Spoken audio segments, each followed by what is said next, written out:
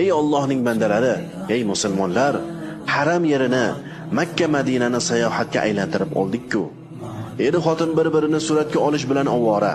Bu sharmandalik emasmi? Ibodat qilgani haramga kelasiz. Odamlar bir-birlariga bu yerda ham bir suratga olib qo'ying, bundoq turing, mana bu tarafga qarang degan gaplar. Odamlar Baytullohni, Ka'bani sayohat qilinadigan yerga aylantirib qo'yaptilar.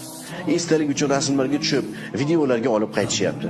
Haj va umraga telefonsiz borilmaydi. Chunki telefonda video va rasmlar olib Instagramga, Facebookga joylash kerak. Ixlos qayerda qoladi? Amalni yashirishchi. Ayolning muhabbati, e'tibori, fidokorligi, sabri, baxtiyorligi juftining hayotida boshqa ayolning borligini bilgan kunigacha davom etar ekan. Undan keyin hech narsa o'z asliga qaytmas ekan. Na muhabbati, na mehri, na e'tibori, na kulgulari, na juft uchun o'zini fido qilishlari va na matonati. Ayol mehrining chegarasi xiyonatgacha ekan.